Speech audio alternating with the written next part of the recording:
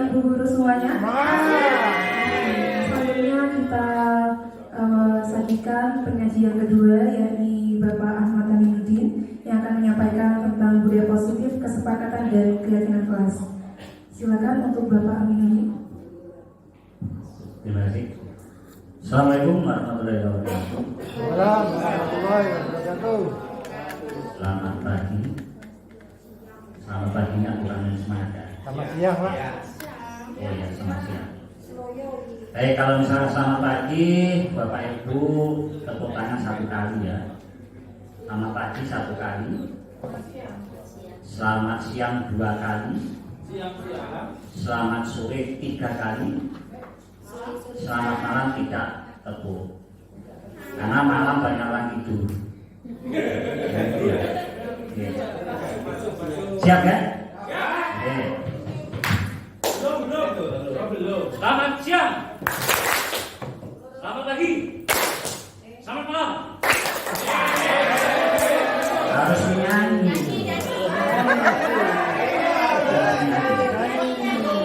Belum. Tapi sesama saudara kembar nggak boleh. Oke. Nanti ya. Selamat siang, selamat sore, selamat malam.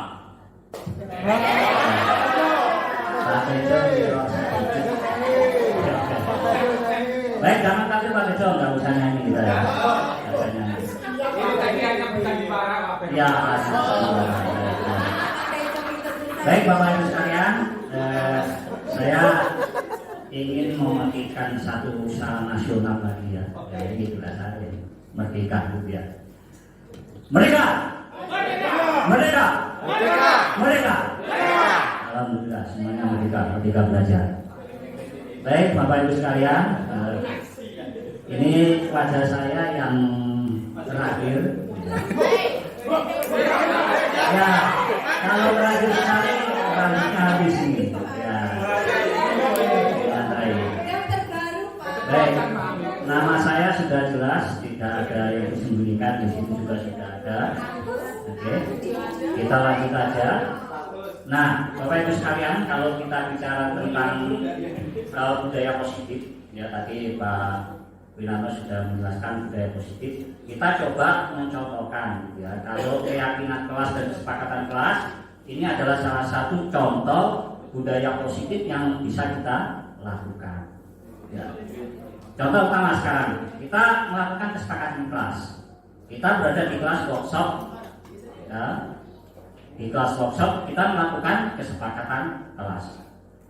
Tadi juga sudah disampaikan oleh Pak Minano. Yang pertama tepat waktu.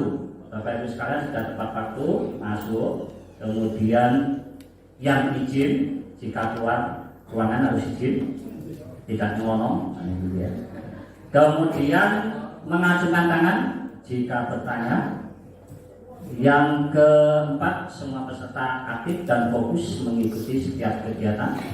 Kemudian HP di silent, ya. Jadi jangan sampai ketika kita menyampaikan sebuah materi ada suara dangdutan, ya. Nah, ini adalah salah satu contoh dari budaya positif yang bisa kita lakukan. Bapak Ibu sekalian bisa juga menerapkan di kelas, ya. Insya Allah kemarin Bu Karya punya jam IPS itu ada kesepakatan kelas di awal, dan ini pun juga bisa diedit jika mungkin anak-anak ada yang perlu ditambah, ya bisa kita lakukan, bisa kita praktekkan gitu ya. Kalau misalkan kurang shift ya bisa ditambah, bisa dirubah, ya kita biasakan melakukan kesepakatan kelas. Nah, ini untuk budaya positif. Itu adalah nilai-nilai, keyakinan dan kebiasaan yang selalu berpihak pada murid agar murid dapat berkembang menjadi pribadi yang kritis, penuh hormat, bertanggung jawab. Ya, ini merupakan salah satu unsur utama dari budaya positif, disiplin yang berhubungan erat dengan tercapainya tujuan pendidikan.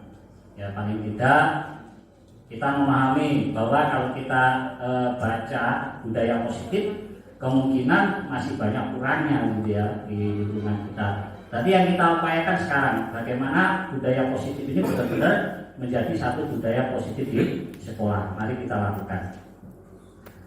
Ya. Budaya positif yang berpihak kepada murid bagaimana? Jadi untuk itu kita perlu menciptakan budaya positif. Budaya positif di sekolah yang berpihak kepada murid tidak luput dari peran kita sebagai seorang pendidik. Seperti yang kita ketahui, guru memiliki peran untuk menuntun kodrat yang ada pada anak agar anak menjadi manusia yang selamat dan bahagia. Untuk itu perlu adanya perubahan-perubahan yang perlu kita lakukan sebagai tindak lanjut dari penerapan Merdeka Belajar. Jadi mari kita sama-sama bareng melakukan upaya perubahan. Ya, kita coba merubah kondisi sekolah kita, budaya positif kita yang kemarin sudah ada, kita tingkatkan lagi. Ya, sehingga kita perlu yang namanya merubah paradigma. Ya, kita perlu merubah bagaimana cara kita mengatasi anak yang kemarin-kemarin, gitu ya. Tadi diungkapkan oleh Pak Winarno, ada aturan, ada konsekuensi, ada hukuman. Ya itu kita perlu melakukan perubahan. Ya, kita ubah paradigma yang kemarin ketika kita melakukan hukuman pada anak itu dianggap tidak benar. Ya sekarang bagaimana supaya kalau kita itu menghukum jadi benar, gitu ya, tidak menjadi masalah. Gitu ya. Jadi menurut Stephen yang menyatakan bila kita ingin membuat kemajuan perlahan, ya sedikit-sedikit ubahlah sikap dan perilaku Anda. Jadi kita ubah perilaku Anda. Namun jika kita ingin merubah cara-cara utama, maka perlu merubah kerangka acuan kita. Ubahlah bagaimana Anda melihat dunia, bagaimana Anda berpikir tentang manusia, ubahlah paradigma Anda, skema pemahaman dan penjelasan aspek-aspek tertentu tentang realitas. Jadi tidak salahnya kalau kita melakukan perubahan budaya positif, ya kita perlu juga belajar mengacu pada aspek-aspek yang ada di luar kita, selama itu masih masuk realitas ya. Oke. Nah, kita coba disiplin ya. Disiplin adalah merupakan salah satu budaya yang positif ya. Jadi yang namanya disiplin paling enggak kita mencoba membuat perubahan yang dimulai dari hal yang mendasar kita melakukan sesuatu itu sangat penting. Untuk menciptakan budaya positif di sekolah yang berpihak pada murid, tentunya hal ini diawali dengan merubah cara pandang kita akan murid itu sendiri. Salah satunya dengan penerapan disiplin. Disiplin erat kaitannya dengan teori kontrol yang digunakan guru ketika menghadapi murid. Tadi sudah disampaikan oleh Pak Win. Jadi ada 5 kontrol yang sering kita lakukan. Nanti Bapak Ibu guru sekalian termasuk dalam 5 tipe itu ketika menghadapi anak, menghadapi permasalahan anak, termasuk dalam 5 kontrol yang mana? Tadi kan ada ya, pembuku, teman dan sebagainya. Nah, nanti kita lihat. Nah, selanjutnya tadi sempat juga Pak menyampaikan ada dari teori kontrol itu miskomunikasi tentang teori kontrol. Ini juga kita sadari, terkadang kita menghadapi siswa, ya itu kita menganggap benar sebenarnya, tetapi pada kenyataan itu masih tidak benar, ya. Kita lihat sekarang, yang tadi namanya ilusi ya, ada ilusi guru mengontrol murid, ya, kemudian ilusi bahwa semua pengetahuan positif, aktif dan bermanfaat. Nah sekarang kita lihat. Nah ini ilusi tadi. Mana yang pernah kita lakukan dan itu ternyata misalkan salah. Misalnya ini, kita lihat ilusi yang ketiga, ilusi bahwa kritik dan membuat orang merasa bersalah dapat menguatkan karakter. Jadi kalau menggunakan kritik dan rasa bersalah untuk mengontrol murid menuju pada integritas gagal. Mereka belajar untuk merasa buruk tentang diri mereka. Mereka mengembangkan dialog diri yang negatif. Kadang-kala sulit bagi guru untuk mengidentifikasi bahwa mereka sedang melakukan perilaku ini. karena seringkali guru cukup menggunakan suara halus untuk menyampaikan pesan negatif. Ya. Jadi paling tidak dalam menghadapi siswa kita juga perlu hati-hati. Makanya tadi ada segitiga restitusi. Segitiga restitusi itu adalah satu kegiatan yang kalau dirasa kita menghadapi siswa, paling enggak segitiga restitusi itu harus dijalankan. Insya Allah kemarin saya dan Pak Winarno sudah membuat aksi nyata segitiga restitusi dalam beberapa kasus siswa, dan itu bisa dilihat di channel YouTube masing-masing. Ya. Nah, Pak Winarno tadi juga menyampaikan motivasi dan disiplin positif. Sebetulnya, ya, ketika kita memberikan motivasi ke anak, itu paling tidak motivasi anak di dalam melakukan disiplin positif ini ada 3 hal, gitu ya. Yang pertama, si anak ini yang jelas menghindari ketidaknyamanan atau hukuman, motivasi mereka anak. Kemudian yang kedua, untuk mendapatkan imbalan atau penghargaan dari orang lain. Yang ketiga, untuk menjadi orang yang mereka inginkan dan menghargai diri sendiri dengan nilai-nilai yang mereka percaya. Jadi sebetulnya di lingkungan anak-anak, ketika mereka menghadapi satu masalah, kita menghadapi masalah anak, yang harus kita lakukan sesuai dengan budaya positif, kita mempergunakan yang ketiga. Ya, yang ketiga. Jadi yang ketiga, untuk menciptakan budaya positif di sekolah, guru hendaknya dapat menuntun murid agar memiliki motivasi, agar penerapan nilai-nilai yang baik dapat dirasakan tanpa paksaan ataupun untuk mendapatkan imbalan dari orang lain. Ya, jadi karena perilaku anak yang tidak positif dalam budayanya itu pada dasarnya munculnya dari dirinya sendiri, gitu ya, dari dalam dirinya sendiri. Setiap pelanggaran yang dilakukan oleh si murid itu bisa baik ya dari dirinya sendiri. Kita tidak bisa memaksakan, ya. Kita tidak bisa memaksakan anak menjadi pintar, ya itu tidak bisa. Ya. Oke, kita lihat Bapak Ibu sekalian, tadi Pak Winarno membahas tentang posisi kontrol guru. Kita coba melihat sebuah film, ya. Jadi film ini sebetulnya sudah muncul beberapa hari lalu, gitu ya. Nanti saya lihat ini kan bagus sekali untuk posisi kontrol, supaya kita juga di dalam kelas atau mungkin di luar atau menangani anak kita melakukan hal yang seperti ini, gitu ya. Oke, mari kita simak bareng.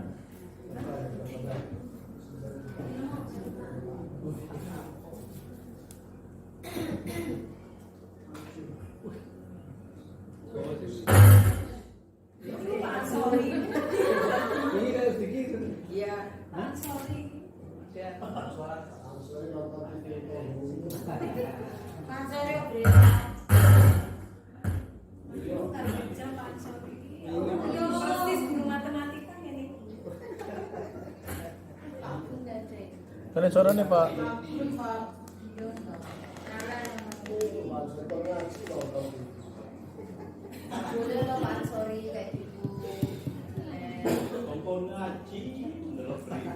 Lain dulu surganya kayak muncar ini.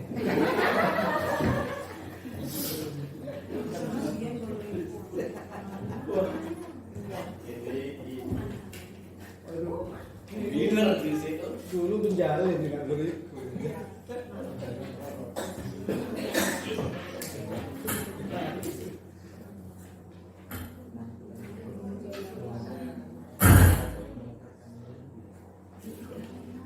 Nah, sebentar ya. Jadi sebenarnya ini kalau kita pakai HDMI maksudnya di, nah ini kita coba menggunakan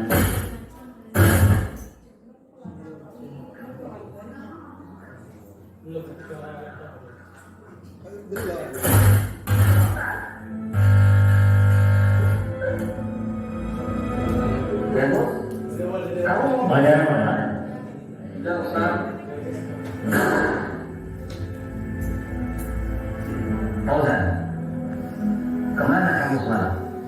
Semalam juga Ustaz. Astagfirullahaladzim. Tan, mana kamu? Ya Allah Tan. Itu aku. Ready? Malam kamu pergi kemana? Ya, ikut Fauzan nonton musik. Orang berbuat keburukan, kamu malah ngikut. Astagfirullahaladzim. Angkat tangan.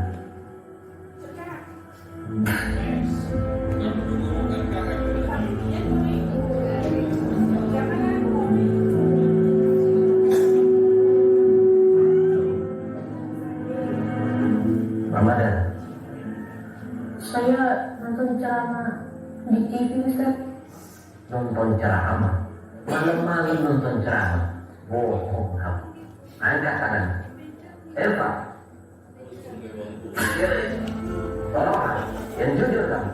Semalam kamu pergi kemana? Ya Allah, saya nonton ceramah di warung Pak Kumis. Udah bohong kamu, bawa-bawa nama Allah kamu. Benar-benar kamu keterlaluan. Angkat tanganmu. Ya Allah Ta'ala. Ya bos, kamu mau bohong kayak Ramadan? Tidak Ustaz.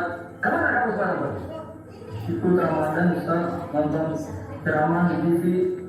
Ya Allah, janjian kalian yang bohong. Eva ya kan?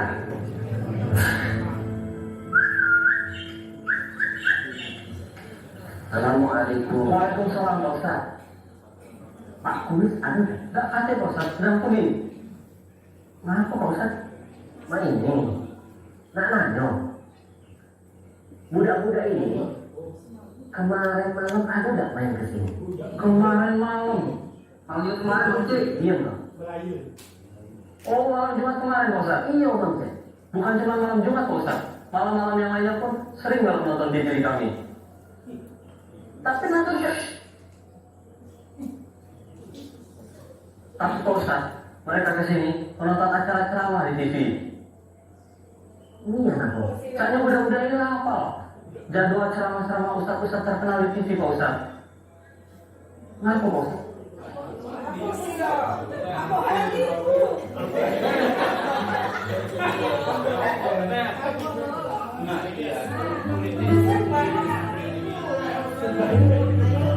Ramadan.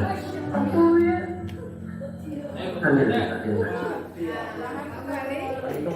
pegang dengan tanganmu. Dari kuat-kuat kita ini, kau pukul kamu, kau balas baliknya. Lakukan seperti yang Abi lakukan kepadamu di kelas tadi. Pukul yang sekuat-kuatnya. Tapi tidak mau nanti Allah memberikan keampunan. Dan ada salahnya hukuman kamu tahu. Sekarang lakukanlah balas baliknya. Pukul aja sekarang ya. Dan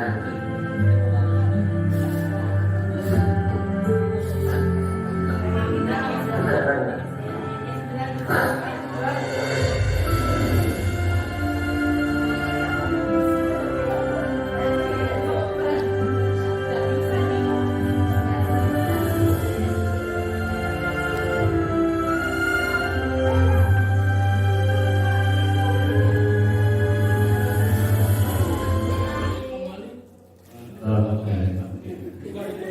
ini ceritanya dulu kuno ya.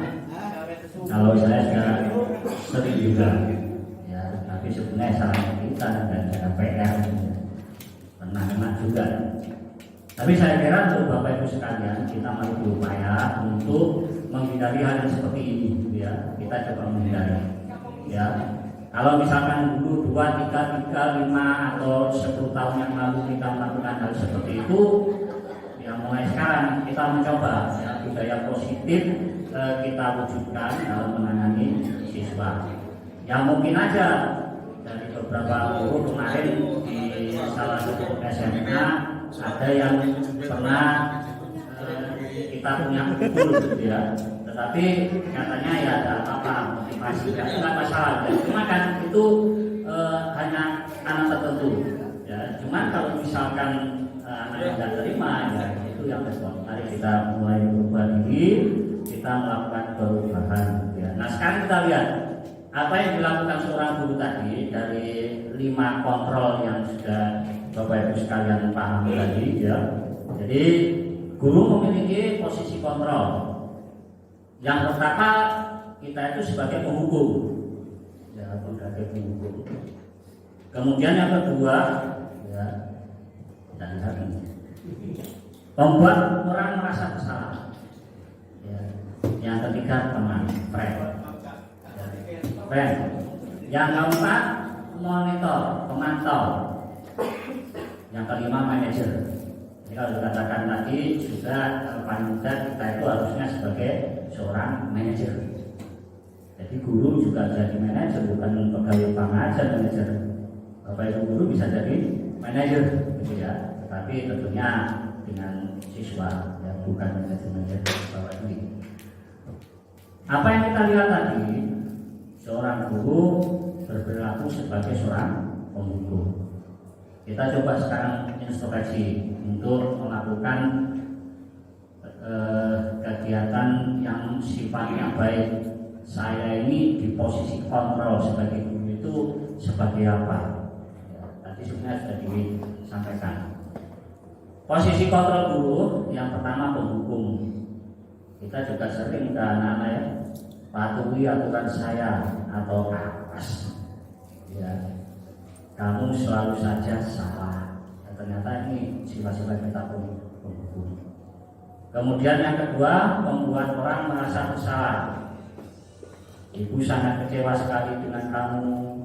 Gimana coba kalau orang tua kamu tahu kamu berbuat begini? Ya ternyata kontrol kita sebagai guru adalah sebagai orang yang membuat merasa bersalah, gitu ya. Nah posisi kontrol berikutnya adalah sebagai teman. Sebagai teman. Sengaja saya pasang yang bagus-bagus. Ya, supaya Bapak Ibu sekalian komen gitu ya. Kalau nggak bagus nggak komen. Ya teman. Ya warga saya. Teman, ayo bantulah Bapak ya. Ya. Mungkin suruh Bapak. Ya. Ya sudah kali ini tidak apa-apa, nanti Ibu bantu bereskan. Kemudian yang keempat monitor. Pemantau. Ya, ini peraturannya apa yang telah kamu lakukan, sanksi atau konsekuensinya apa, ini sebagai pemantau. Ya. Kira-kira Bapak Ibu sekalian sudah dari 1, 2, 3 ini posisinya mana? Ya. Kita lihat yang enak teman ini friend. Nah ini yang paling tinggi tadi sebagai manajer. Ya, jadi kalimat-kalimat sebagai seorang manajer ini apa yang kita yakini. Paling tidak dalam 5 posisi ini kita coba nanti dalam membuat satu keyakinan kelas. Kita harapkan dengan keyakinan kelas itu permasalahan siswa kita kembalikan ke pemecahan masalah dengan restitusi untuk menghindari 5 hal di 5 kontrol guru tadi yang dianggap sebagai penghukum. Ya.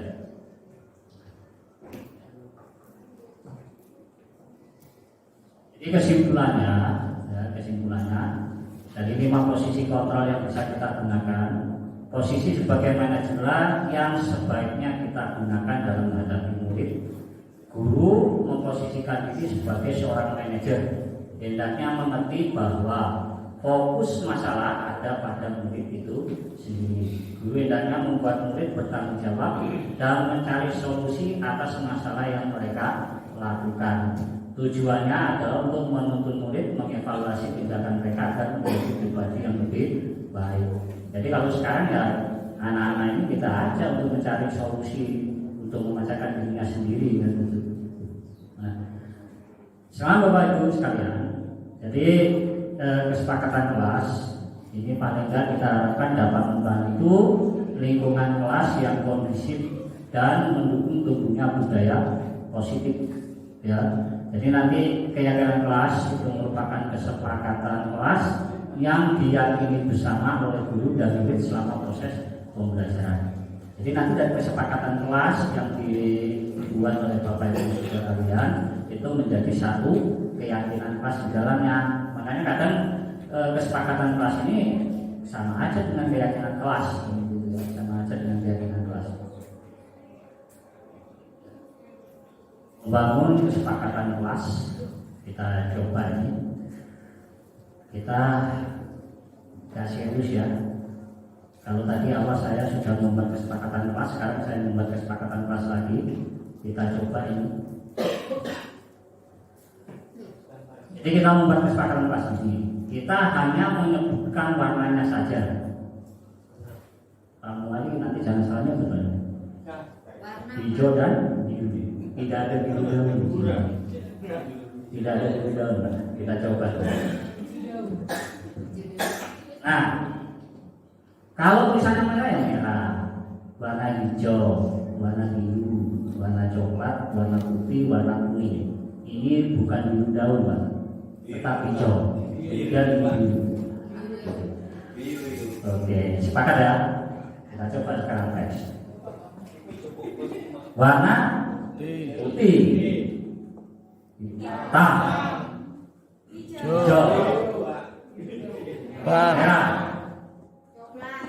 biru. Sekarang kita coba ini cepat ini. Kita sepakat ya, sepakat tadi. Yang kita lihat warnanya, yang kita sebutkan warnanya sudah kita sepakat. Kuning.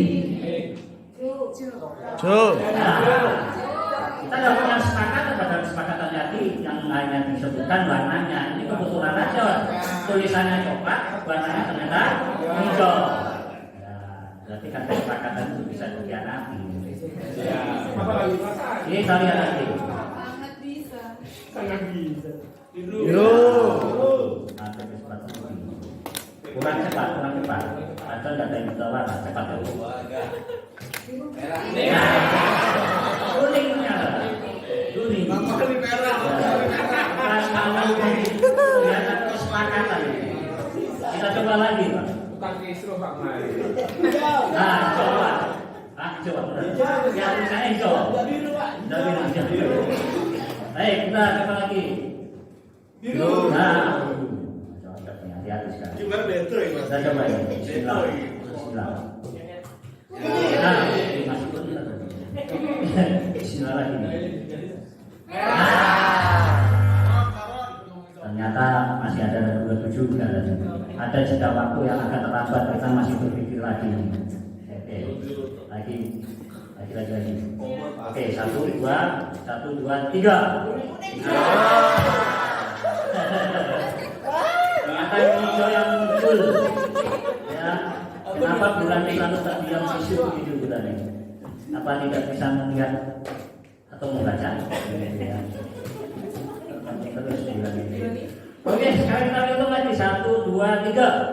Habis. Itulah apa yang disepakatan, kesepakatan kelas. Ya, jadi kadang-kadang kesepakatan kelas bisa aja dikhianati kan ibu ya, bisa aja dikhianati. Jadi kalau kita lihat keyakinan kelas, ya, itu merupakan salah satu disiplin positif yang bisa diterapkan dalam membangun budaya positif di sekolah. Adanya keyakinan kelas di setiap kelas diharapkan dapat mewujudkan tujuan pendidikan yang berorientasi kepada profil pelajar Pancasila. Jadi secara nggak langsung kebetulan kelas 8 dan 9 belum, tapi saya kira mari kita menyesuaikan ini juga, ya. Kelas 7 sudah beraksi kemarin mencoba untuk membuat keyakinan kelas. Kalau Bapak Ibu mata pelajaran menginginkan juga, kami persilakan, ya. Silakan. Nah, ini promosi saya mengajar di dalam kelas. Ya, kita lanjut. Maksud dan tujuan keyakinan kelas di sini ada 8. Jadi paling tidak maksud dan tujuan keyakinan kelas adalah keyakinan kelas diterapkan sebagai salah satu cara dalam membangun budaya positif, ya, kemudian membangun kemandirian siswa, kemudian ada keyakinan kelas juga secara universal, kemudian budaya positif dan seterusnya. Ya. Nah, ini Bapak Ibu sekalian, kita coba lagi melihat film. Ya, film ini bagaimana kita membuat, menyusun keyakinan di kelas. Ya, kita lihat filmnya.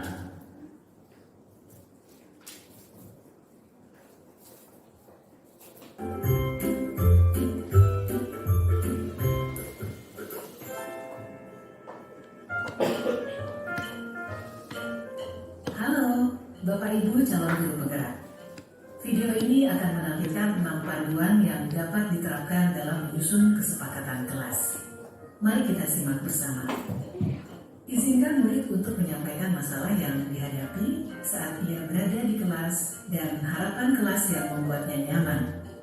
Hal ini bisa dilakukan secara individu, berkelompok, atau dari survei kelas. Seperti apa kelas impianmu? Ceritakan kelas impianmu. Bagaimana kondisi kelas, teman-temanmu, dan guru impianmu? Bertanyalah harapan tentang kelas. Apa yang murid harapkan tentang kondisi kelas, tentang gurunya, dan teman-teman di kelas.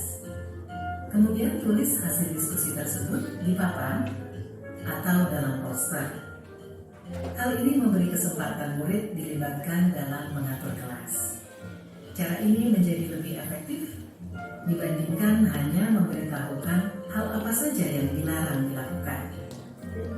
Menurut kalian, apa yang harus kita semua lakukan untuk mencapai kelas impian kita? Lakukan diskusi untuk mendapatkan umpan balik dari murid. Perjelas tentang kesepakatan kelas. Penting jika kesepakatan kelas berisi aturan yang murid percaya dan bisa dilakukan, baik sebagai individu maupun dalam kelompok. Pastikan bahwa semua daftar memang diperlukan dalam proses belajar mengajar. Jika ada yang terlewati, pandu murid untuk menambahkan tujuan lain yang terlupakan atau menghapus tujuan yang tidak utama. Buatlah poster atau tabel yang menampilkan kesepakatan kelas yang disetujui di akhir. Kesepakatan kelas di luar dapat berupa panduan tingkah laku, berupa kata yang positif. Misalnya, jangan berlari, berubah menjadi berjalan dengan hati-hati. Hindari kata jangan dan dilarang. Pada poin pertama, murid sepakat saling mendengarkan antara guru dan murid. Guru bisa menuliskan berupa gambaran tingkah laku yang diharapkan dari kesepakatan. Misalnya, kami, guru dan murid yang saling menyayangi. Buatlah penekanan pada sifat positif dalam kesepakatan kelas tersebut, yaitu saling menyayangi. Pada poin kedua, murid sepakat. Murid aktif dan semangat saat belajar. Guru bisa menuliskan berupa gambaran tingkah laku yang diharapkan dari kesepakatan. Misalnya, kami murid yang semangat belajar. Buatlah penekanan pada sifat positif dalam kesepakatan kelas tersebut, yaitu semangat. Pada poin ketiga, murid sepakat saling membantu jika ada yang mengalami kesulitan. Guru bisa menuliskan berupa gambaran tingkah laku yang diharapkan dari kesepakatan. Misalnya, kami murid yang peduli dengan teman-teman. Buatlah penekanan pada sifat positif dalam kesepakatan kelas tersebut, yaitu peduli. Pastikan jumlah poin kesepakatan kelas tidak terlalu banyak, sehingga mudah dipahami dan dilakukan murid. Untuk menciptakan rasa memiliki, beri waktu bagi semua murid untuk menandatangani atau memberi nama ataupun tanda pada poster kontrak kesepakatan. Guru juga perlu memberikan tanda tangan. Letakkan poster kontrak kesepakatan di bagian kelas yang terlihat oleh semua murid dan guru. Perhatikan umur perkembangan murid. Untuk murid PAUD, bisa memberikan cap tangan untuk tanda menyepakati kesepakatan kelas. Lakukan refleksi secara rutin terkait kontrak kesepakatan kelas yang sudah disusun. Tanyakan siswa terkait perkembangan penerapan aturan dan tentukan apakah ada hal yang perlu diubah atau diperbaiki. Apakah kesepakatan kelas ini sudah bisa dilakukan? Sudah Bu, tapi kadang masih ada yang suka Ayo kita diskusikan lagi mengapa hal ini sulit dilakukan. Lakukan proses ini terutama saat pertama, awal tahun ajaran baru. Kedua, saat ada murid yang melakukan hal yang tidak sesuai kesepakatan. Ketiga, sebelum menjalankan aktivitas baru. Keempat, ketika awal masuk sekolah setelah libur panjang. Proses ini tidak akan pernah berhenti dan akan selalu dikembangkan. Seperti proses belajar yang terus berlangsung selama kita hidup. Semangat mencoba!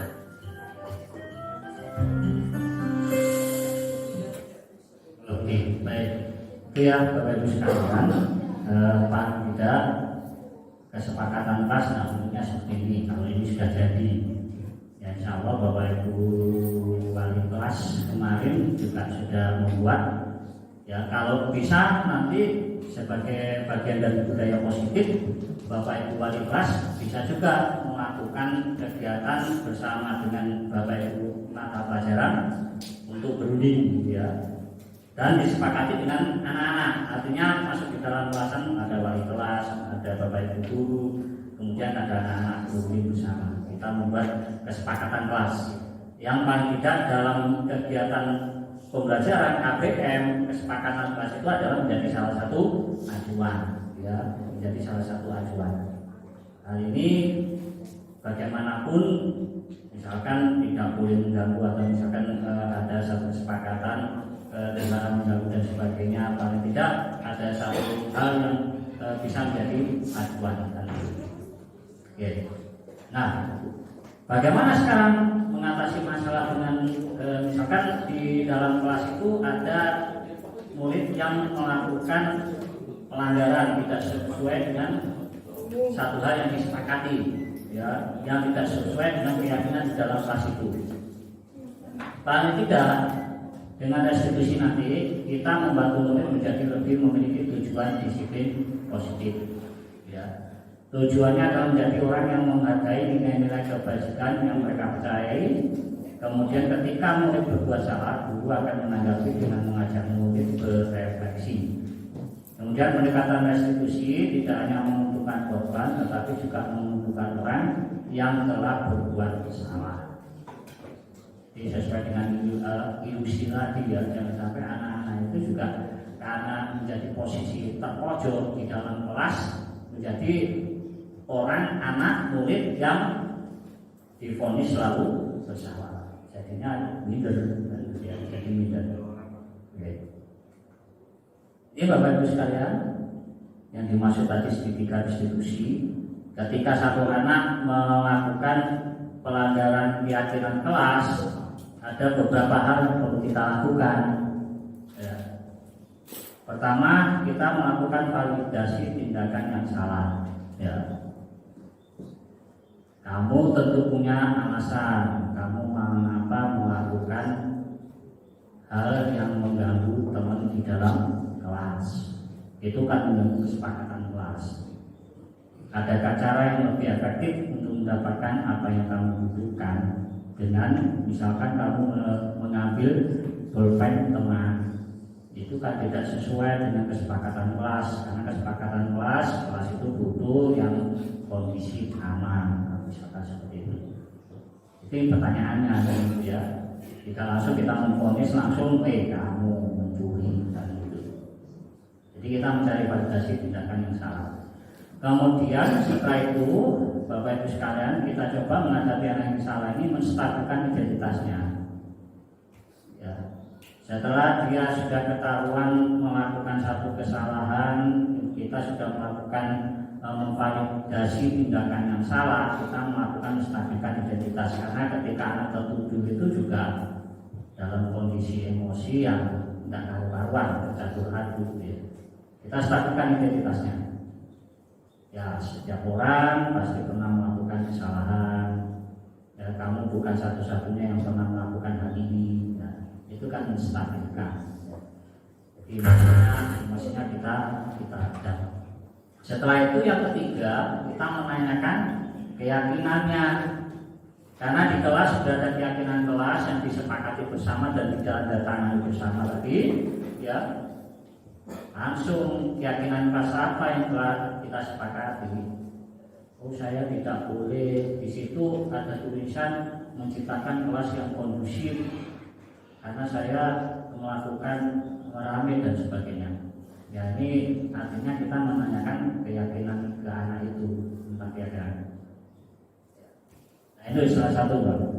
Jadi paling tidak ketika kita sudah membuat satu kesepakatan kelas menjadi sebuah keyakinan di kelas kita, ya, ketika anak itu melakukan satu pelanggaran, kita coba kita melakukan segitiga restitusi ini, ya, segitiga restitusi kita coba, ya, ini kan face to face, artinya kita melakukan pembicaraan dengan murid kita, ya, dengan bahasa yang halus, ya, dengan bahasa yang halus. Oke, itu Bapak sekalian yang bisa kita sampaikan. Semoga budaya positif di sekolah kita dengan kita menegakkan, kita melakukan, kita membuat kesepakatan kelas, kedisiplinan anak-anak semakin yang disiplin positif. Ya, kita buat ini. Baik Bapak Ibu sekalian, ya, sebelum saya tutup, mari kita tutup bersama dulu Bapak Ibu sekalian.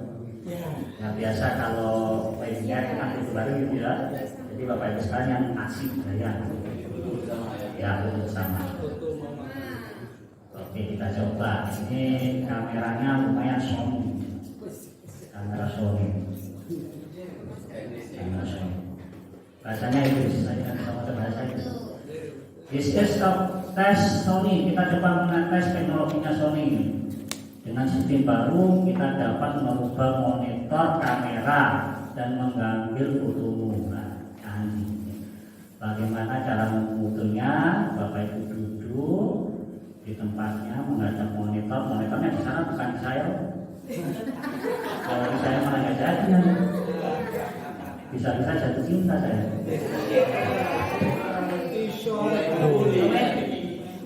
Kemudian kita press tag foto, ya, kita press fotonya, kita coba ini. Oke. Nah, sudah. Tapi belum action ya. Coba action lah.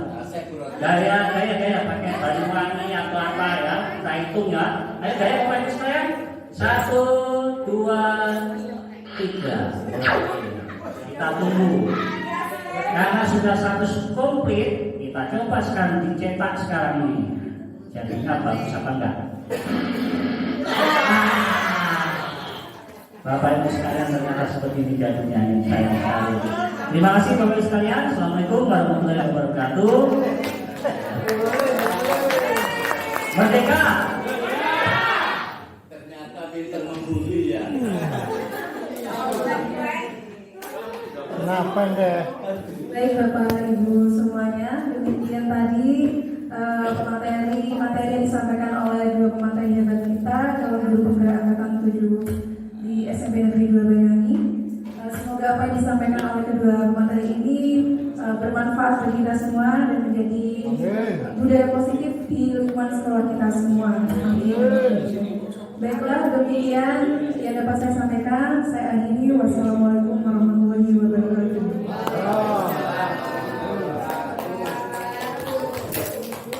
Semangat. Surprise-nya mana?